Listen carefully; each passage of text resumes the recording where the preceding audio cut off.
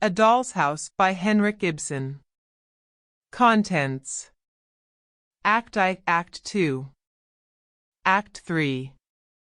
Dramatis Personae Torvald Helmer. Nora, his wife. Dr. Rank. Mrs. Linda. Nils Krogstad. Helmer's 3 young children. And their nurse. A housemaid. A porter. The action takes place in Helmer's house. A Doll's House. Act I, Scene: a room furnished comfortably and tastefully, but not extravagantly. At the back, a door to the right leads to the entrance hall, another to the left leads to Helmer's study. Between the doors stands a piano. In the middle of the left-hand wall is a door, and beyond it a window. Near the window are a round table, armchairs, and a small sofa. In the right-hand wall, at the farther end, another door, and on the same side, nearer the footlights, a stove, 2 easy chairs and a rocking chair. Between the stove and the door, a small table. Engravings on the walls, a cabinet with china and other small objects, a small bookcase with well-bound books. The floors are carpeted, and a fire burns in the stove. It is winter. A bell rings in the hall. Shortly afterwards the door is heard to open. Enter Nora, humming a tune and in high spirits. She is in outdoor dress and carries a number of parcels. These she lays on the table to the right. She leaves the outer door open after her, and through it is seen a porter who is carrying a Christmas tree and a basket, which he gives to the maid who has opened the door. Nora. Hide the Christmas tree carefully, Helen. Be sure the children do not see it until this evening, when it is dressed. To the porter, taking out her purse. How much? Porter. 6 pence. Nora. There is a shilling. No, keep the change. The porter thanks her and goes out. Nora shuts the door. She is laughing to herself as she takes off her hat and coat. She takes a packet of macaroons from her pocket and eats 1 or 2, then goes cautiously to her husband's door and listens. Yes, he is in. Still humming, she goes to the table on the right. Helmer calls out from his room. Is that my little lark twittering out there? Nora. Busy opening some of the parcels. Yes, it is. Helmer. Is it my little squirrel bustling about? Nora. Yes. Helmer. When did my squirrel come home? Nora. Just now. Puts the bag of macaroons into her pocket and wipes her mouth. Come in here, Torvald, and see what I have bought. Helmer. Don't disturb me. A little later, he opens the door and looks into the room, pen in hand. Bought, did you say? All these things? Has my little spendthrift been wasting money again? Nora. Yes, but, Torvald, this year we really can let ourselves go a little. This is the first Christmas that we have not needed to economize. Helmer. Still, you know, we can't spend money recklessly. Nora. Yes, Torvald, we may be a wee bit more reckless now, mayn't we? Just a tiny wee bit. You are going to have a big salary and earn lots and lots of money. Helmer. Yes, after the new year, but then it will be a whole quarter before the salary is due. Nora. Pooh. We can borrow until then. Helmer. Nora. goes up to her and takes her playfully by the ear. The same little featherhead. Suppose, now, that I borrowed £50 today, and you spent it all in the Christmas week, and then on New Year's Eve a slate fell on my head and killed me, and Nora. Putting her hands over his mouth. Oh. Don't say such horrid things. Helmer. Still, suppose that happened, what then? Nora. If that were to happen, I don't suppose I should care whether I owed money or not. Helmer. Yes, but what about the people who had lent it? Nora. They? Who would bother about them? I should not know who they were. Helmer. That is like a woman. But seriously, Nora, you know what I think about that. No debt, no borrowing. There can be no freedom or beauty about a home life that depends on borrowing and debt. We too have kept bravely on the straight road so far, and we will go on the same way for the short time longer that there need be any struggle. Nora. Moving towards the stove. As you please, Torvald. Helmer. Following her. Come, come, my little skylark must not droop her wings. What is this? Is my little squirrel out of temper? Taking out his purse. Nora, what do you think I have got here? Nora. Turning round quickly. Money. Helmer. There you are. Gives her some money. Do you think I don't know what a lot is wanted for housekeeping at Christmas time? Nora. Counting.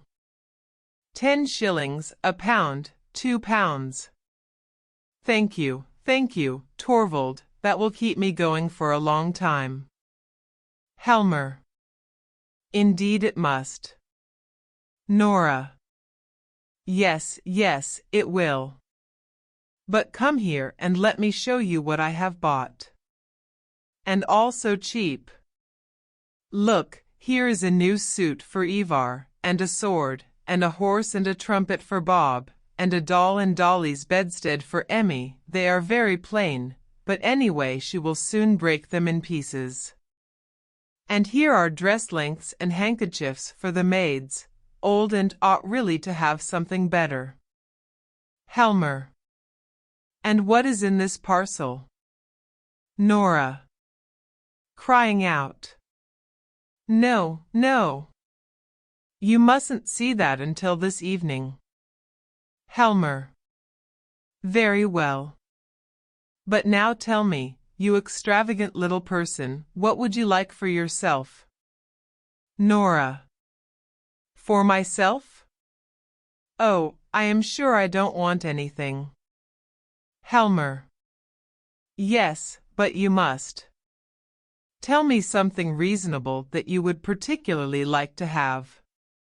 Nora. No, I really can't think of anything, unless, Torvald, Helmer. Well? Nora. Playing with his coat buttons, and without raising her eyes to his. If you really want to give me something, you might, Helmer. Well, out with it. Nora. Speaking quickly. You might give me money, Torvald. Only just as much as you can afford, and then one of these days I will buy something with it. Helmer. But, Nora. Oh, do. Dear Torvald, please do. Then I will wrap it up in beautiful gilt paper and hang it on the Christmas tree. Wouldn't that be fun? Helmer. What are little people called that are always wasting money? Nora. Spendthrifts, I know. Let us do as you suggest, Torvald, and then I shall have time to think what I am most in want of. That is a very sensible plan, isn't it? Helmer. Smiling. Indeed it is, that is to say, if you were really to save out of the money I give you, and then really buy something for yourself. But if you spend it all on the housekeeping and any number of unnecessary things, then I merely have to pay up again. Nora. Oh but, Torvald Helmer.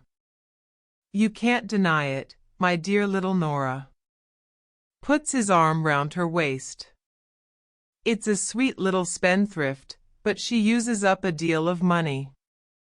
One would hardly believe how expensive such little persons are. Nora. It's a shame to say that. I do really save all I can. Helmer. Laughing. That's very true, all you can.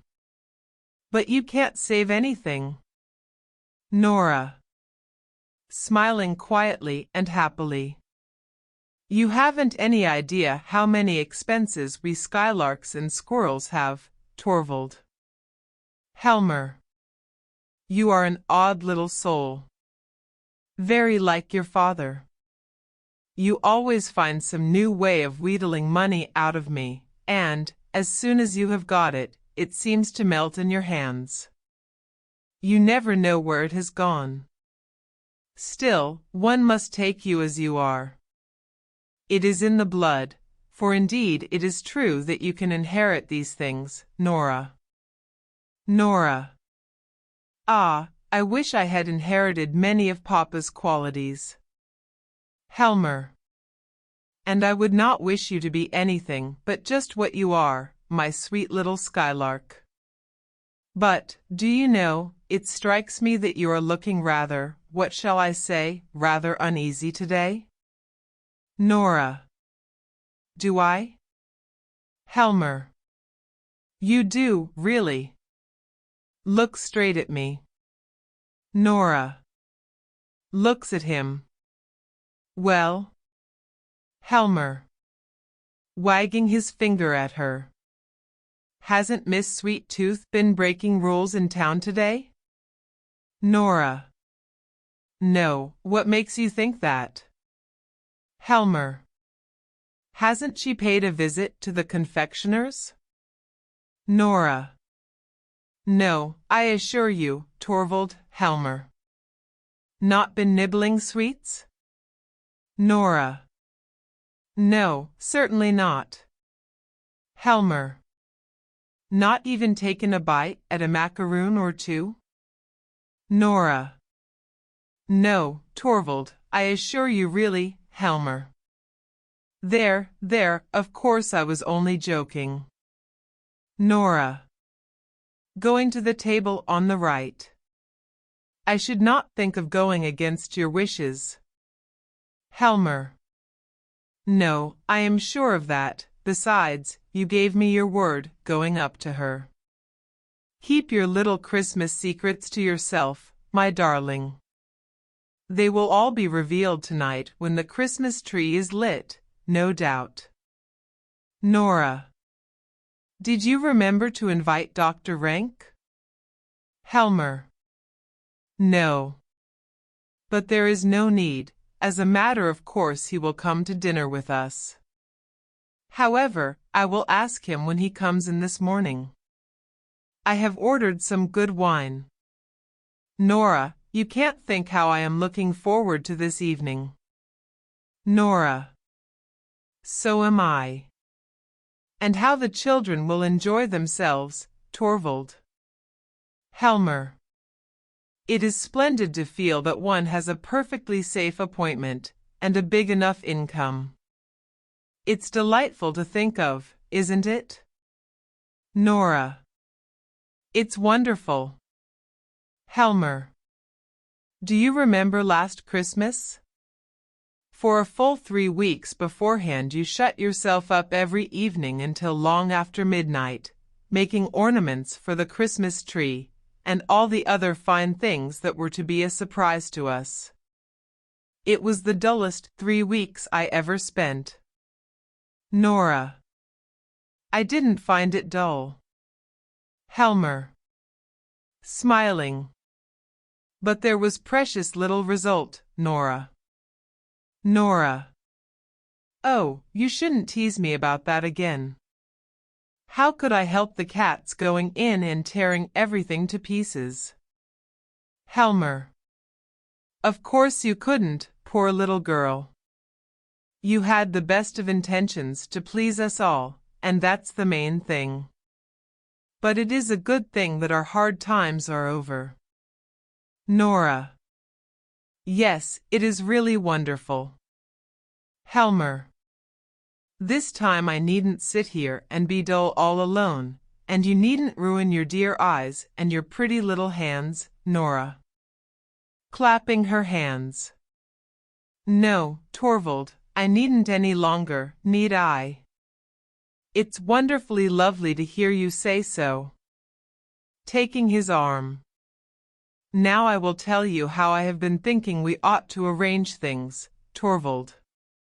As soon as Christmas is over, a bell rings in the hall. There's the bell. She tidies the room a little. There's someone at the door. What a nuisance. Helmer. If it is a caller, remember I am not at home. Maid. In the doorway. A lady to see you, ma'am, a stranger. Nora. Ask her to come in. Maid. To Helmer. The doctor came at the same time, sir. Helmer. Did he go straight into my room? Maid. Yes, sir. Helmer goes into his room. The maid ushers in Mrs. Linda, who is in traveling dress, and shuts the door. Mrs. Linda. In a dejected and timid voice. How do you do, Nora? Nora. Doubtfully. How do you do, Mrs. Linda? You don't recognize me, I suppose. Nora. No, I don't know. Yes, to be sure, I seem to, suddenly. Yes. Christine. Is it really you? Mrs. Linda. Yes, it is I. Nora. Christine. To think of my not recognizing you. And yet how could I, in a gentle voice. How you have altered, Christine. Mrs. Linda. Yes, I have indeed. In 9-10 long years, Nora. Is it so long since we met? I suppose it is. The last 8 years have been a happy time for me, I can tell you. And so now you have come into the town, and have taken this long journey in winter, that was plucky of you. Mrs. Linda. I arrived by steamer this morning. Nora. To have some fun at Christmas time, of course. How delightful. We will have such fun together. But take off your things. You are not cold, I hope. Helps her. Now we will sit down by the stove, and be cozy. No, take this armchair, I will sit here in the rocking chair. Takes her hands. Now you look like your old self again. It was only the first moment. You are a little paler, Christine, and perhaps a little thinner. Mrs. Linda. And much, much older, Nora. Nora. Perhaps a little older, very, very little, certainly not much. Stops suddenly and speaks seriously. What a thoughtless creature I am, chattering away like this. My poor, dear Christine, do forgive me. Mrs. Linda. What do you mean, Nora? Nora. Gently. Poor Christine, you are a widow. Mrs. Linda. Yes, it is 3 years ago now. Nora. Yes, I knew. I saw it in the papers.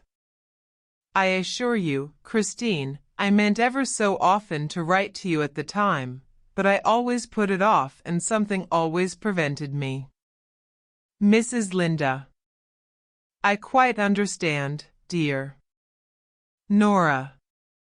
It was very bad of me, Christine. Poor thing, how you must have suffered. And he left you nothing?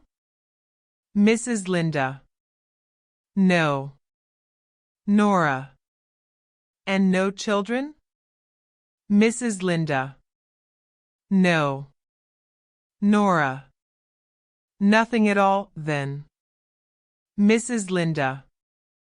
Not even any sorrow or grief to live upon. Nora. Looking incredulously at her. But, Christine, is that possible? Mrs. Linda. Smiles sadly and strokes her hair. It sometimes happens, Nora. Nora. So you are quite alone. How dreadfully sad that must be.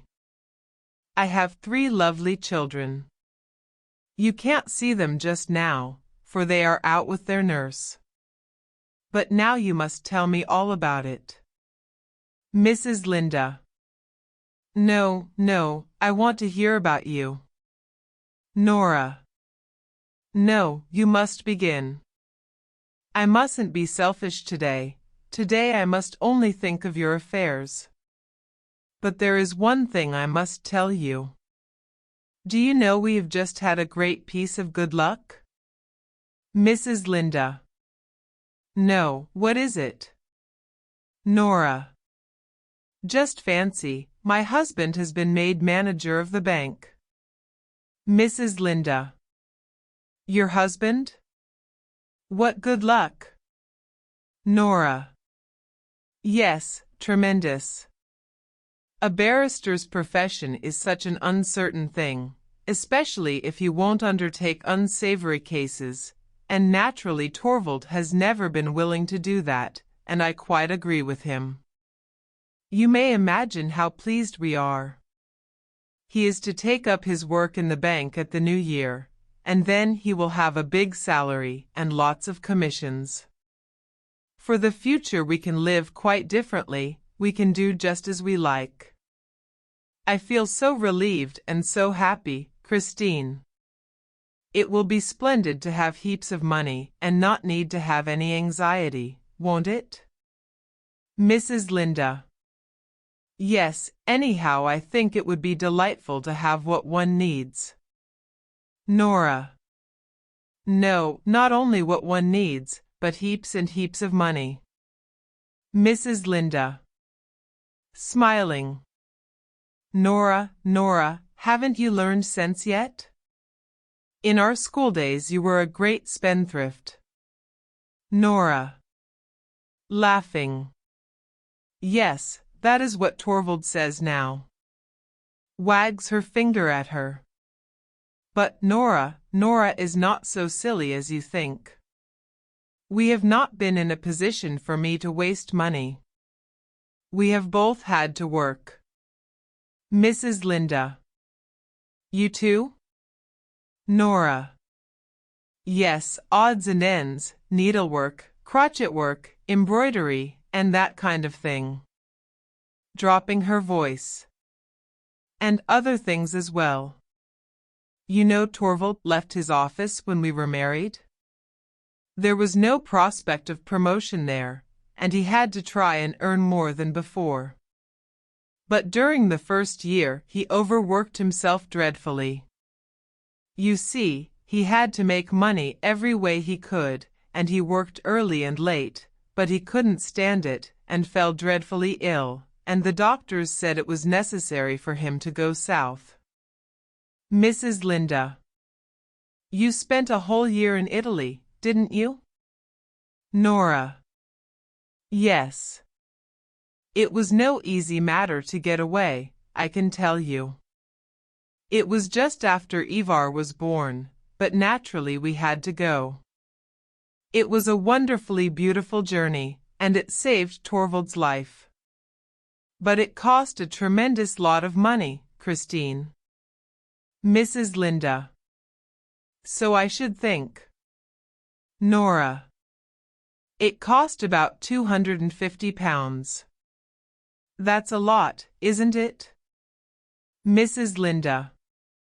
Yes, and in emergencies like that it is lucky to have the money.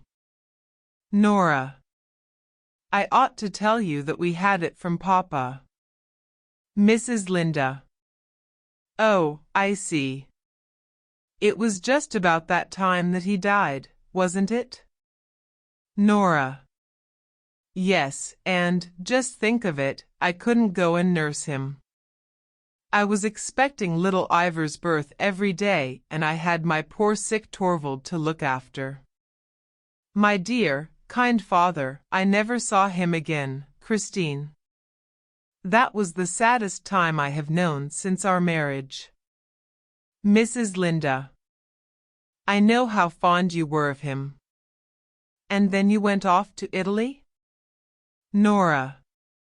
Yes, you see we had money then, and the doctors insisted on our going, so we started a month later. Mrs. Linda. And your husband came back quite well? Nora. As sound as a bell. Mrs. Linda. But the doctor? Nora. What doctor? Mrs. Linda. I thought your maid said the gentleman who arrived here just as I did was the doctor? Nora. Yes, that was Dr. Rank, but he doesn't come here professionally. He is our greatest friend, and comes in at least once every day. No, Torvald has not had an hour's illness since then, and our children are strong and healthy, and so am I, jumps up and claps her hands. Christine. Christine. It's good to be alive and happy, but how horrid of me, I am talking of nothing but my own affairs. Sits on a stool near her, and rests her arms on her knees. You mustn't be angry with me. Tell me, is it really true that you did not love your husband? Why did you marry him? Mrs. Linda. My mother was alive then, and was bedridden and helpless, and I had to provide for my two younger brothers, so I did not think I was justified in refusing his offer. Nora. No, perhaps you were quite right. He was rich at that time, then? Mrs. Linda. I believe he was quite well off. But his business was a precarious one, and, when he died, it all went to pieces and there was nothing left. Nora. And then, Mrs. Linda. Well, I had to turn my hand to anything I could find, first a small shop, then a small school, and so on. The last 3 years have seemed like one long working day, with no rest. Now it is at an end, Nora. My poor mother needs me no more, for she is gone, and the boys do not need me either. They have got situations and can shift for themselves. Nora. What a relief you must feel, if Mrs. Linda. No, indeed, I only feel my life unspeakably empty. No one to live for any more. Gets up restlessly. That was why I could not stand the life in my little backwater any longer. I hope it may be easier here to find something which will busy me and occupy my thoughts. If only I could have the good luck to get some regular work, office work of some kind, Nora. But, Christine, that is so frightfully tiring, and you look tired out now. You had far better go away to some watering place. Mrs. Linda. Walking to the window. I have no father to give me money for a journey, Nora. Nora. Rising. Oh, don't be angry with me. Mrs. Linda. Going up to her. It is you that must not be angry with me, dear. The worst of a position like mine is that it makes one so bitter. No one to work for, and yet obliged to be always on the lookout for chances. One must live, and so one becomes selfish. When you told me of the happy turn your fortunes have taken, you will hardly believe it. I was delighted not so much on your account as on my own. Nora. How do you mean? Oh, I understand. You mean that perhaps Torvald could get you something to do. Mrs. Linda. Yes, that was what I was thinking of. Nora. He must, Christine. Just leave it to me. I will broach the subject very cleverly. I will think of something that will please him very much. It will make me so happy to be of some use to you. Mrs. Linda. How kind you are, Nora, to be so anxious to help me. It is doubly kind in you, for you know so little of the burdens and troubles of life. Nora. I know so little of them? Mrs. Linda. Smiling. My dear. Small household cares and that sort of thing. You are a child, Nora. Nora. Tosses her head and crosses the stage. You ought not to be so superior. Mrs. Linda. No. Nora. You are just like the others. They all think that I am incapable of anything really serious, Mrs. Linda. Come, come, Nora. That I have gone through nothing in this world of cares. Mrs. Linda. But, my dear Nora, you have just told me all your troubles. Nora. Pooh, those were trifles. Lowering her voice. I have not told you the important thing. Mrs. Linda. The important thing? What do you mean? Nora. You look down upon me altogether, Christine, but you ought not to. You are proud, aren't you, of having worked so hard and so long for your mother? Mrs. Linda. Indeed, I don't look down on anyone. But it is true that I am both proud and glad to think that I was privileged to make the end of my mother's life almost free from care. Nora. And you are proud to think of what you have done for your brothers? Mrs. Linda. I think I have the right to be. Nora. I think so, too. But now, listen to this. I too have something to be proud and glad of. Mrs. Linda. I have no doubt you have. But what do you refer to? Nora. Speak low. Suppose Torvald were to hear. He mustn't on any account. No one in the world must know, Christine, except you. Mrs. Linda. But what is it? Nora. Come here. Pulls her down on the sofa beside her. Now I will show you that I too have something to be proud and glad of. It was I who saved Torvald's life. Mrs. Linda. Saved? How? Nora. I told you about our trip to Italy. Torvald would never have recovered if he had not gone there, Mrs. Linda. Yes, but your father gave you the necessary funds. Nora. Smiling. Yes, that is what Torvald and all the others think, but, Mrs. Linda. But, Nora. Papa didn't give us a shilling. It was I who procured the money. Mrs. Linda. You? All that large sum? Nora. £250. What do you think of that? Mrs. Linda. But, Nora, how could you possibly do it? Did you win a prize in the lottery? Nora. Contemptuously. In the lottery? There would have been no credit in that. Mrs. Linda. But where did you get it from, then? Nora, humming and smiling with an air of mystery. Hm. Aha. Mrs. Linda. Because you couldn't have borrowed it. Nora. Couldn't I? Why not? Mrs. Linda. No, a wife cannot borrow without her husband's consent. Nora. Tossing her head. Oh, if it is a wife who has any head for business, a wife who has the wit to be a little bit clever, Mrs. Linda.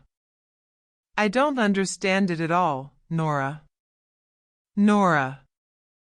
There is no need you should. I never said I had borrowed the money. I may have got it some other way. Lies back on the sofa. Perhaps I got it from some other admirer. When anyone is as attractive as I am, Mrs. Linda. You are a mad creature. Nora.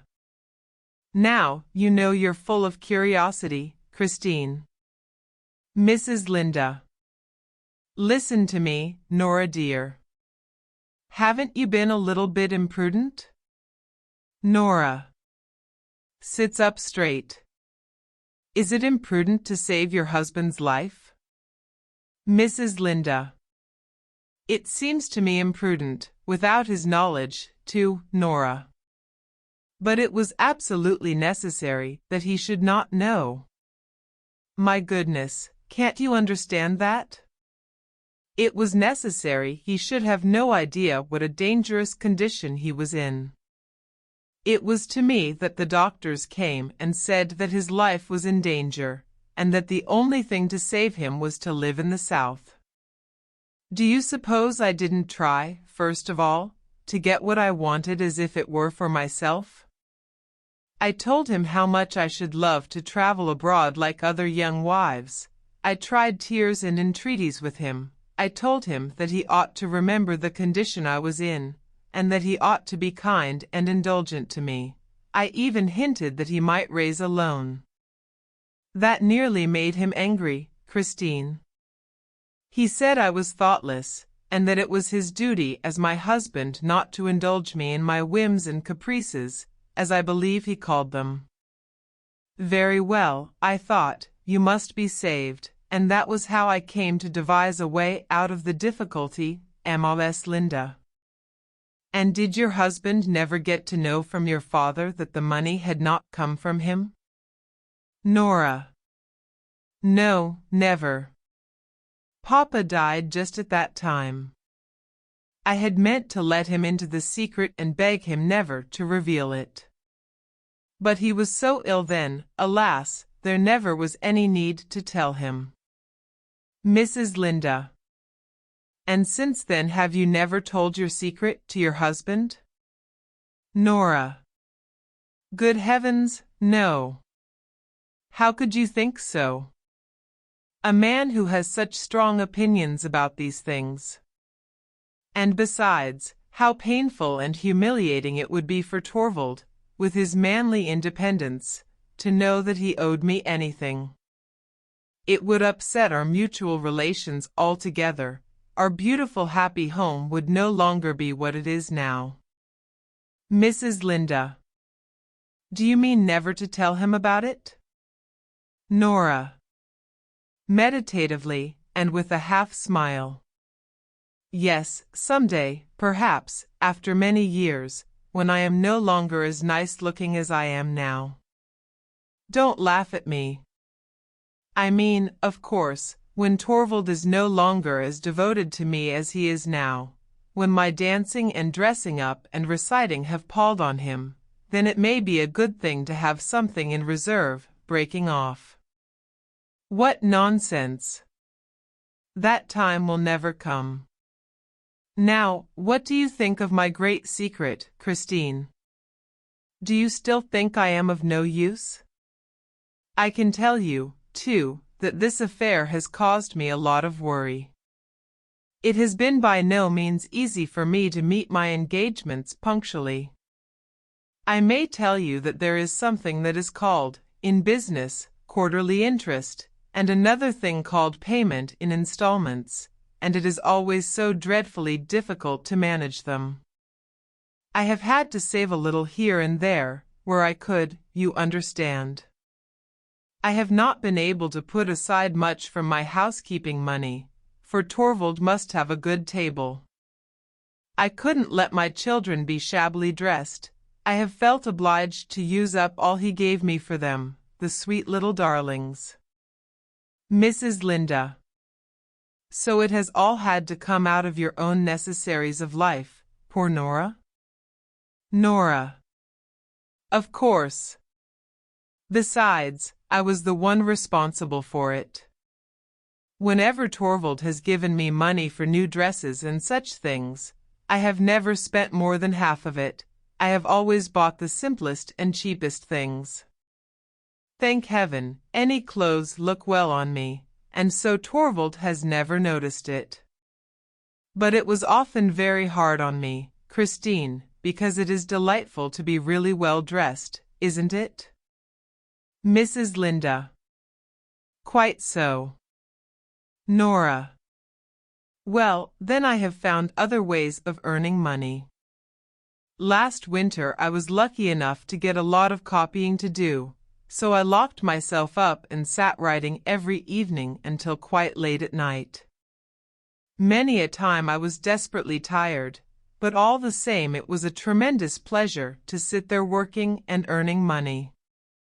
It was like being a man. Mrs. Linda. How much have you been able to pay off in that way? Nora. I can't tell you exactly. You see, it is very difficult to keep an account of a business matter of that kind. I only know that I have paid every penny that I could scrape together. Many a time I was at my wits' end. Smiles. Then I used to sit here and imagine that a rich old gentleman had fallen in love with me, Mrs. Linda. What? Who was it? Nora. Be quiet, that he had died, and that when his will was opened it contained, written in big letters, the instruction, the lovely Mrs. Nora Helmer is to have all I possess paid over to her at once in cash. Mrs. Linda. But, my dear Nora, who could the man be? Nora. Good gracious, can't you understand? There was no old gentleman at all. It was only something that I used to sit here and imagine, when I couldn't think of any way of procuring money. But it's all the same now. The tiresome old person can stay where he is, as far as I am concerned. I don't care about him or his will either, for I am free from care now. Jumps up. My goodness, it's delightful to think of, Christine. Free from care. To be able to be free from care, quite free from care, to be able to play and romp with the children, to be able to keep the house beautifully and have everything just as Torvald likes it. And, think of it, soon the spring will come and the big blue sky. Perhaps we shall be able to take a little trip, perhaps I shall see the sea again. Oh, it's a wonderful thing to be alive and be happy. A bell is heard in the hall. Mrs. Linda. Rising. There is the bell. Perhaps I had better go. Nora. No, don't go. No one will come in here. It is sure to be for Torvald. Servant. At the hall door. Excuse me, ma'am, there is a gentleman to see the master, and as the doctor is with him, Nora. Who is it? Krogstad. At the door. It is I, Mrs. Helmer. Mrs. Linda starts, trembles, and turns to the window. Nora takes a step towards him and speaks in a strained, low voice. You? What is it?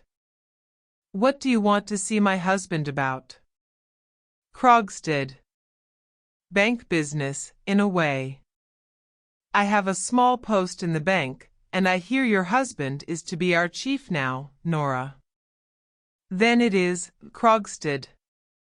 Nothing but dry business matters, Mrs. Helmer, absolutely nothing else. Nora. Be so good as to go into the study, then. She bows indifferently to him and shuts the door into the hall, then comes back and makes up the fire in the stove. Mrs. Linda. Nora, who was that man? Nora. A lawyer of the name of Krogstad. Mrs. Linda. Then it really was he.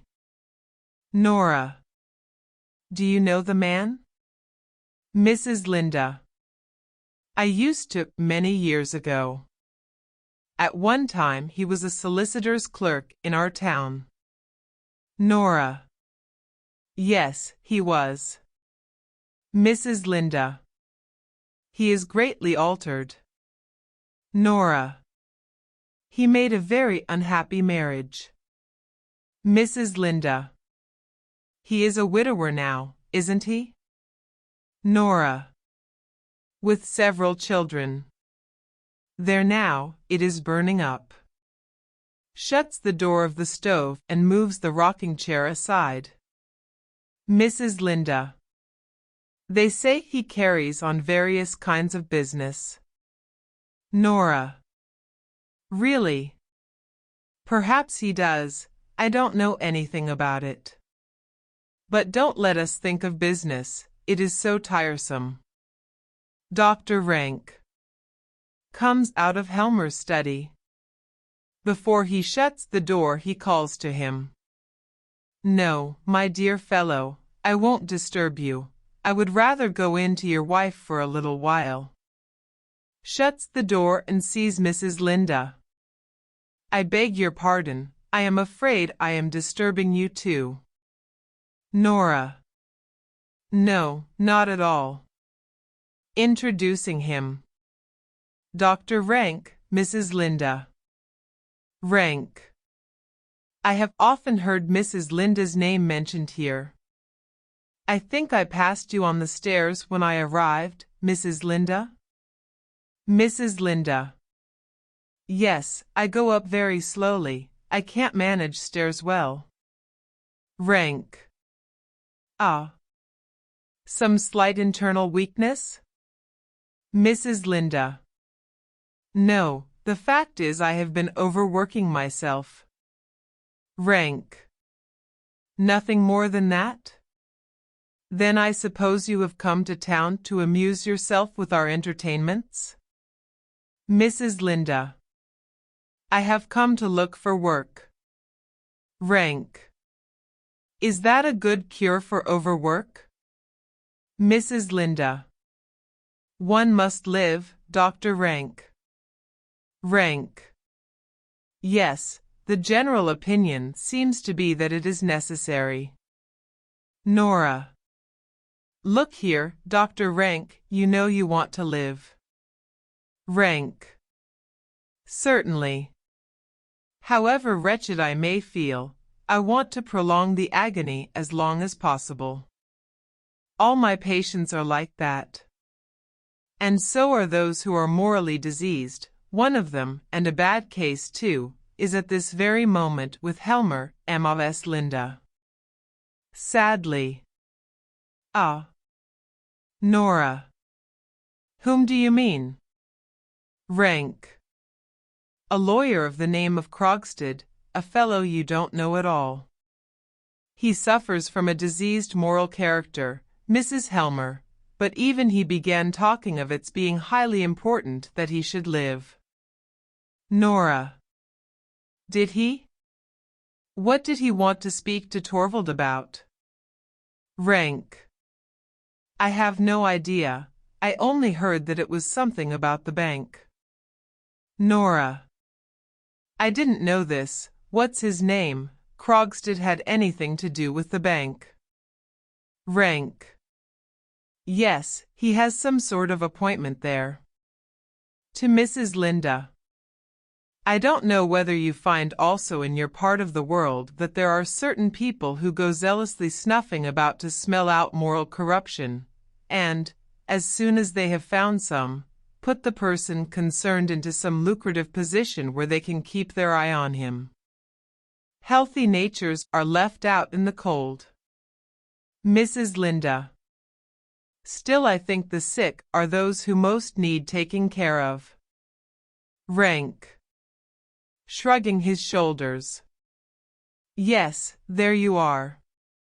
That is the sentiment that is turning society into a sick house. Nora, who has been absorbed in her thoughts, breaks out into smothered laughter and claps her hands. Rank. Why do you laugh at that? Have you any notion what society really is? Nora. What do I care about tiresome society? I am laughing at something quite different, something extremely amusing. Tell me, Dr. Rank, are all the people who are employed in the bank dependent on Torvald now? Rank. Is that what you find so extremely amusing? Nora. Smiling and humming. That's my affair. Walking about the room. It's perfectly glorious to think that Torvald has so much power over so many people. Takes the packet from her pocket. Dr. Rank, what do you say to a macaroon? Rank. What, macaroons? I thought they were forbidden here. Nora. Yes, but these are some Christine gave me. Mrs. Linda. What? Nora. Oh, well, don't be alarmed. You couldn't know that Torvald had forbidden them. I must tell you that he is afraid they will spoil my teeth. But, once in a way, that's so, isn't it, Dr. Rank? By your leave. Puts a macaroon into his mouth. You must have one too, Christine. And I shall have one, just a little one, or at most two. Walking about. I am tremendously happy. There is just one thing in the world now that I should dearly love to do. Rank. Well, what is that? Nora. It's something I should dearly love to say, if Torvald could hear me. Rank. Well, why can't you say it? Nora. No, I daren't, it's so shocking. Mrs. Linda. Shocking? Rank. Well, I should not advise you to say it. Still, with us you might. What is it you would so much like to say if Torvald could hear you? Nora. I should just love to say, well, I'm damned. Rank. Are you mad? Mrs. Linda. Nora, dear. Rank. Say it, here he is. Nora. Hiding the packet. Hush. Hush. Hush. Helmer comes out of his room, with his coat over his arm and his hat in his hand. Nora. Well, Torvald dear, have you got rid of him? Helmer. Yes, he has just gone. Nora. Let me introduce you. This is Christine, who has come to town. Helmer. Christine? Excuse me, but I don't know Nora. Mrs. Linda, dear, Christine Linda. Helmer. Of course. A school friend of my wife's, I presume? Mrs. Linda. Yes, we have known each other since then. Nora. And just think, she has taken a long journey in order to see you. Helmer. What do you mean? Mrs. Linda. No, really, Nora. Christine is tremendously clever at bookkeeping, and she is frightfully anxious to work under some clever man, so as to perfect herself, Helmer. Very sensible, Mrs. Linda. Nora. And when she heard you had been appointed manager of the bank, the news was telegraphed, you know, she travelled here as quick as she could. Torvald, I am sure you will be able to do something for Christine, for my sake, won't you? Helmer. Well, it is not altogether impossible. I presume you are a widow, Mrs. Linda? Mrs. Linda. Yes. Helmer. And have had some experience of bookkeeping? Mrs. Linda. Yes, a fair amount. Helmer. Ah. Well, it's very likely I may be able to find something for you, Nora. Clapping her hands. What did I tell you? What did I tell you? Helmer. You have just come at a fortunate moment, Mrs. Linda. Mrs. Linda. How am I to thank you? Helmer. There is no need. Puts on his coat. But today you must excuse me, Rank. Wait a minute, I will come with you. Brings his fur coat from the hall and warms it at the fire. Nora. Don't be long away, Torvald dear. Helmer. About an hour, not more. Nora. Are you going too, Christine? Mrs. Linda. Putting on her cloak. Yes, I must go and look for a room. Helmer. Oh, well then, we can walk down the street together. Nora. Helping her. What a pity it is we are so short of space here. I am afraid it is impossible for us, Mrs. Linda. Please don't think of it. Goodbye, Nora dear, and many thanks. Nora. Goodbye for the present. Of course you will come back this evening. And you too, Dr. Rank. What do you say?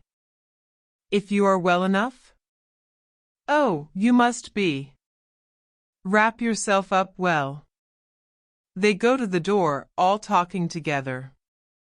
Children's voices are heard on the staircase. Nora. There they are. There they are. She runs to open the door. The nurse comes in with the children. Come in. Come in. Stoops and kisses them. Oh, you sweet blessings. Look at them, Christine. Aren't they darlings? Rank. Don't let us stand here in the draught. Helmer. Come along, Mrs. Linda. The place will only be bearable for a mother now. Rank, Helmer, and Mrs. Linda go downstairs. The nurse comes forward with the children. Nora shuts the hall door. Nora. How fresh and well you look. Such red cheeks like apples and roses. The children all talk at once while she speaks to them. Have you had great fun? That's splendid. What, you pulled both Emmy and Bob along on the sledge? Both at once, that was good. You are a clever boy, Ivar. Let me take her for a little, Anne. My sweet little baby doll. Takes the baby from the maid and dances it up and down. Yes, yes, mother will dance with Bob too. What? Have you been snowballing? I wish I had been there too. No, no, I will take their things off, and please let me do it, it is such fun. Go in now, you look half frozen. There is some hot coffee for you on the stove. The nurse goes into the room on the left. Nora takes off the children's things and throws them about, while they all talk to her at once. Nora. Really? Did a big dog run after you? But it didn't bite you?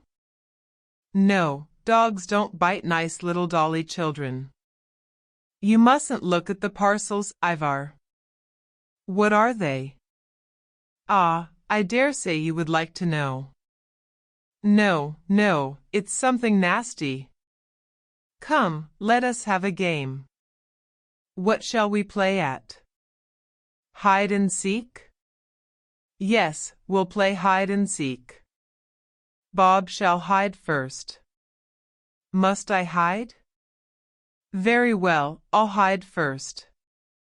She and the children laugh and shout, and romp in and out of the room. At last Nora hides under the table. The children rush in and out for her, but do not see her. They hear her smothered laughter, run to the table, lift up the cloth and find her.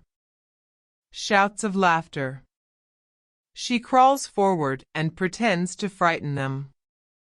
Fresh laughter.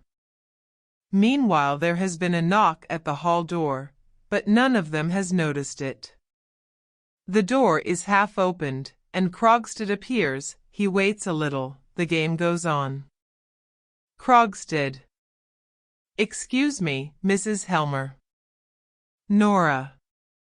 With a stifled cry, turns round and gets up onto her knees. Ah. What do you want? Krogstad. Excuse me, the outer door was ajar. I suppose someone forgot to shut it. Nora. Rising. My husband is out, Mr. Krogstad. Krogstad. I know that. Nora. What do you want here, then? Krogstad. A word with you. Nora. With me, to the children, gently. Go in to nurse. What? No, the strange man won't do mother any harm. When he is gone we will have another game. She takes the children into the room on the left, and shuts the door after them. You want to speak to me? Krogstad. Yes, I do. Nora. Today? It is not the 1st of the month yet. Krogstad. No, it is Christmas Eve, and it will depend on yourself what sort of a Christmas you will spend. Nora. What do you mean? Today it is absolutely impossible for me, Krogstad. We won't talk about that until later on. This is something different. I presume you can give me a moment? Nora. Yes, yes, I can, although, Krogstad. Good. I was in Olsen's restaurant and saw your husband going down the street, Nora. Yes?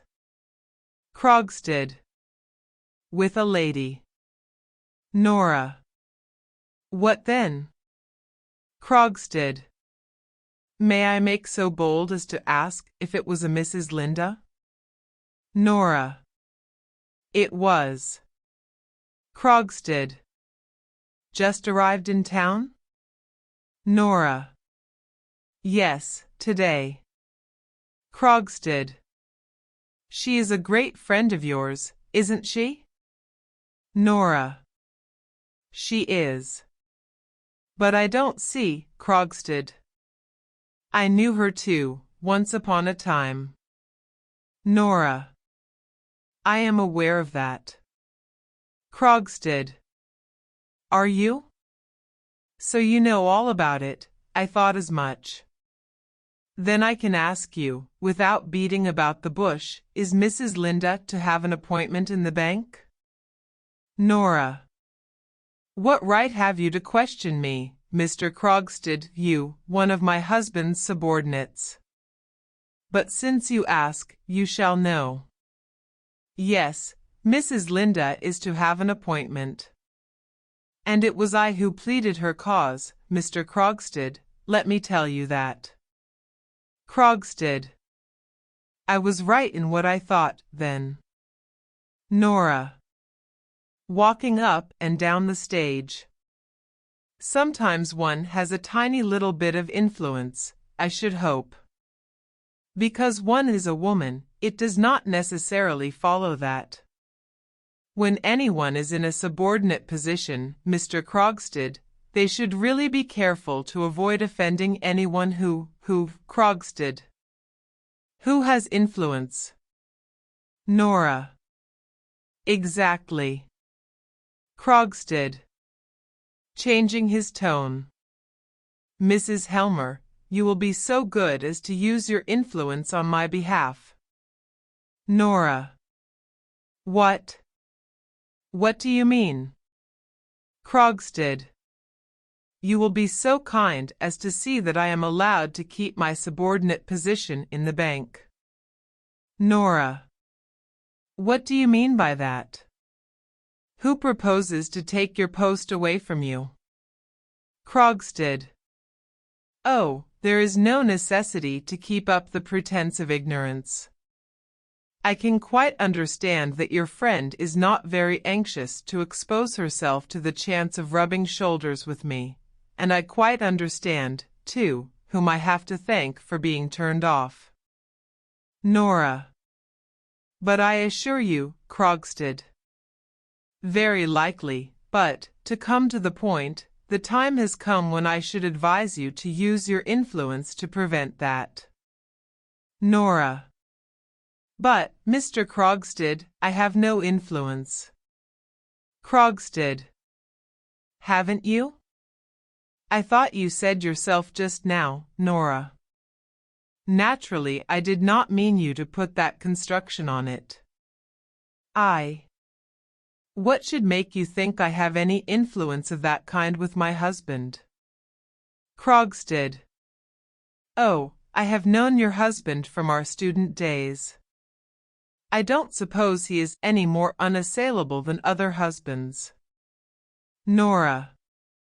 If you speak slightingly of my husband, I shall turn you out of the house. Krogstad. You are bold, Mrs. Helmer. Nora. I am not afraid of you any longer. As soon as the new year comes, I shall in a very short time be free of the whole thing. Krogstad. Controlling himself. Listen to me, Mrs. Helmer.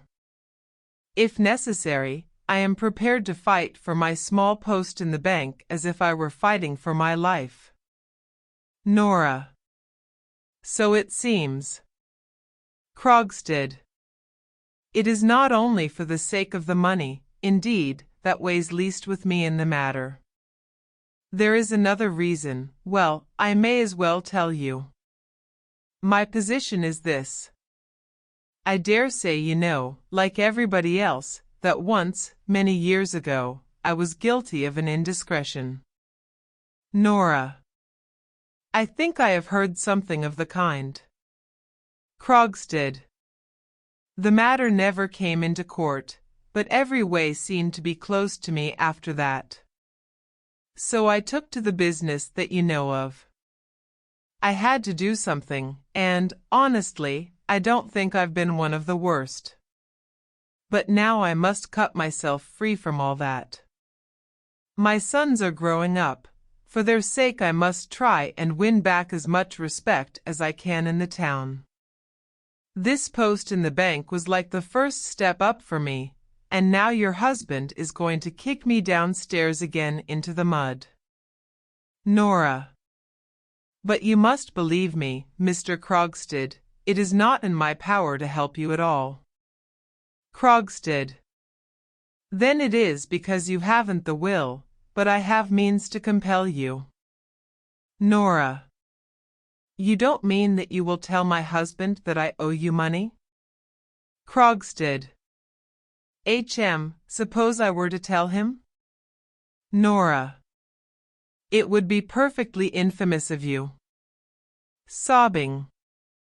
To think of his learning my secret, which has been my joy and pride, in such an ugly, clumsy way that he should learn it from you. And it would put me in a horribly disagreeable position, Krogstad. Only disagreeable? Nora. Impetuously. Well, do it then, and it will be the worse for you. My husband will see for himself what a blackguard you are, and you certainly won't keep your post then. Krogstad. I asked you if it was only a disagreeable scene at home that you were afraid of? Nora. If my husband does get to know of it, of course he will at once pay you what is still owing, and we shall have nothing more to do with you. Krogstad. Coming a step nearer. Listen to me, Mrs. Helmer. Either you have a very bad memory, or you know very little of business. I shall be obliged to remind you of a few details. Nora. What do you mean? Krogstad. When your husband was ill, you came to me to borrow £250. Nora. I didn't know anyone else to go to. Krogstad. I promised to get you that amount, Nora. Yes, and you did so. Krogstad. I promised to get you that amount, on certain conditions. Your mind was so taken up with your husband's illness, and you were so anxious to get the money for your journey, that you seem to have paid no attention to the conditions of our bargain. Therefore it will not be amiss if I remind you of them. Now, I promised to get the money on the security of a bond which I drew up. Nora. Yes, and which I signed. Krogstad. Good. But below your signature there were a few lines constituting your father a surety for the money. Those lines your father should have signed. Nora. Should? He did sign them. Krogstad. I had left the date blank, that is to say, your father should himself have inserted the date on which he signed the paper. Do you remember that? Nora. Yes, I think I remember, Krogstad. Then I gave you the bond to send by post to your father. Is that not so? Nora. Yes. Krogstad. And you naturally did so at once, because 5 or 6 days afterwards you brought me the bond with your father's signature. And then I gave you the money. Nora. Well, haven't I been paying it off regularly? Krogstad. Fairly so, yes. But, to come back to the matter in hand, that must have been a very trying time for you, Mrs. Helmer? Nora. It was, indeed. Krogstad. Your father was very ill, wasn't he? Nora. He was very near his end. Krogstad. And died soon afterwards? Nora. Yes. Krogstad. Tell me, Mrs. Helmer, can you by any chance remember what day your father died, on what day of the month, I mean? Nora. Papa died on the 29th of September. Krogstad. That is correct. I have ascertained it for myself. And, as that is so, there is a discrepancy, taking a paper from his pocket, which I cannot account for. Nora. What discrepancy? I don't know, Krogstad. The discrepancy consists, Mrs. Helmer, in the fact that your father signed this bond 3 days after his death. Nora. What do you mean? I don't understand, Krogstad. Your father died on the 29th of September.